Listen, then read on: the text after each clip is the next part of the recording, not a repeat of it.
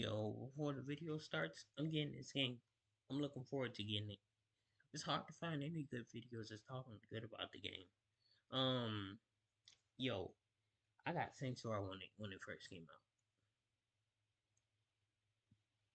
That should tell you where I'm at. And I like Saints Row. And yeah, that speaks for itself. From an extensive lineup of indie games and incredible blockbusters, the consistent quality of releases this year is something to behold.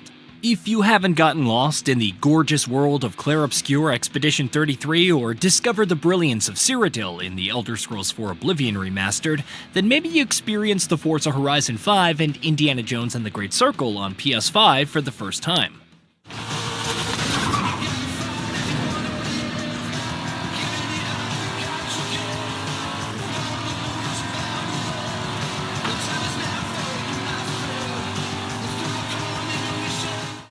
Such is the range of quality that I almost forgot about Like a Dragon Pirate Yakuza in Hawaii, Dynasty Warriors Origins, and Atomfall. The next 6 weeks will be even more enticing, with Elden Ring Night Rain, Mario Kart World, and the Switch 2 launch, and the long-awaited Death Stranding 2 on the beach.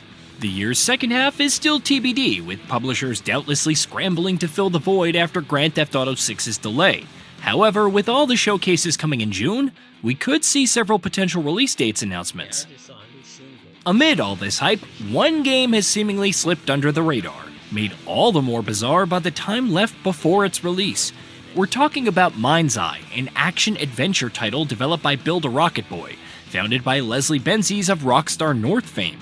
It's out on June 10th for Xbox Series X and S, PS5, and PC, and the initial trailer gave the vibe of a GTA-coded playground with all the explosiveness and action to appeal to the franchise's fans. Or at least those who only wanted the explosiveness and action, because that's more or less what the reveal gameplay trailer from February showcased. Lots of running around, lots of blowing up cars with guns, some driving, some cars blowing up while driving. Honestly, the amount of vehicular destruction is borderline concerning. Of course, the developer later clarified that the narrative is more linear than emergent or sandboxy. However, we're a little over 3 weeks out from launch, and the only gameplay seen thus far has been that trailer and 2 recent gameplay teasers. One shows protagonist Jacob Diaz gunning down some enemies in a sequence more than a little reminiscent of Trevor attacking the Lost MC's hideout in GTA 5. Eventually, he pursues them through the streets while a dust storm is in effect.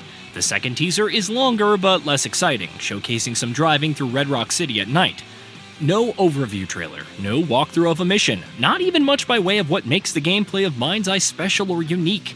It's a marketing strategy garnering attention almost exclusively for its lack of marketing. Fire I'm hearing? Well, it ain't popcorn. They think I blew up Little John's trailer. Some of those red sand mercs are here too. They must be responsible.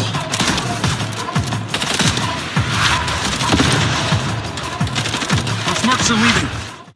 This isn't to say that Build a Rocket Boy isn't advertising something different with MindsEye. You may remember the studio's first announced project, Everywhere, an MMO more geared towards acting as a content platform where users can create and share different experiences. It also consists of a few districts, each with gameplay elements like racing and third-person shooting, while Arcadia, its editor, lets you create different components. All of this attracted skepticism, especially given the controversy surrounding metaverse-style games. If you watch its trailer from last year, it's seemingly going for a Fortnite-style content platform experience. And MindsEye? It's purportedly an experience within Everywhere, developed by the studio likely to showcase what Arcadia is capable of. But it can also be modified to create different versions of MindsEye to mess around in. Associate game director Adam Whiting told Edge magazine that he likened it to Minecraft servers. There are the official servers, but there are custom servers with wacky stuff. Maybe there's a zombie apocalypse server you go on, or one where they wipe the map of our story and characters and tell their own narrative using our tools. There's at least some potential, however small, of a sandbox-like experience, kind of sort of like GTA, but not really. There are also the bonus missions created with Arcadia included in the Digital Deluxe Edition. So it's possible, at least based on what Build a Rocket Boy is saying, to infuse MindsEye with more content to keep it going beyond the standard launch experience. How does it all work, at least in layman's terms? Why isn't the developer showcasing it in trailers or hyping up the same? It doesn't seem like you need Everywhere to play MindsEye, seeing as it's launching as a standalone product, but will that change down the line? To recap then, not only does MindsEye not have any extensive official gameplay, and what we've seen thus far hardly seems all that special, but there's an entire user-generated content side for it that Build-A-Rocket Boy hasn't even touched on. Again, about 3 weeks out from launch, no pressure and all that, but if you're charging $60 for an experience, the least you could offer is more extensive details and gameplay. And no, shooting cars and watching them explode isn't going to cut it. Of course, some would give the benefit of the doubt to MindsEye. On top of being the former president of Rockstar North, the core developer behind the Grand Theft Auto titles, including the upcoming GTA 6, he's been involved in every single one of Rockstar's biggest releases. A producer on every title in the series starting from Grand Theft Auto 3, an executive producer on Max Payne 3 and LA Noire, a producer and game designer on Grand Theft Auto 5. At one point, MindsEye was synonymous with Rockstar North, almost as much as Dan Houser was with Rockstar as a whole.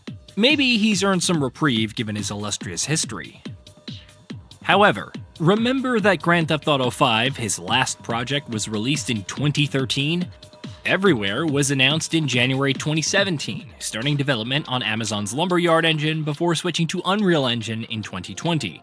It was slated to launch in 2023 but saw delays in 2024. Build-A-Rocket Boy laid off an unknown number of employees. Though it began in Edinburgh, the developer has 2 other studios in Montpellier and Budapest. This isn't implying that either project has seen development troubles, but with the long development cycle for Everywhere, you would expect a more concrete release window or assurance at this point. As for MindsEye, it was first teased in 2022, making it almost 3 years since. It's possible that the developer won't share anything until the final polishing stages. It could be going down to the wire, maybe announcing a last-minute delay if things don't work out. The problem is that aside from these gameplay teasers and narrative trailers, which haven't really given us a reason to care about any of the characters, aside from that one dancing robot, there's been very little communication from the studio this close to launch. It's ironic, considering how it touted this as a meaningful, well-crafted story, or how the camera during high-speed driving would make you feel like you were in a Fast and Furious film. If that's a tease for going into space at some point, it would be one of the few intriguing things in MindsEye. Finally, and I can't emphasize this enough, not everyone sets out from the studio where they made their name to become a success. With all the talks around user-generated content, the launch of MindsEye may not be what defines it down the line. However, Build-A-Rocket Boy needs to detail what makes this a worthwhile experience on its own and fast.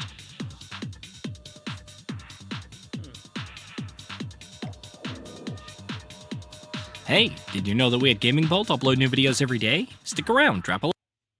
Okay, interesting.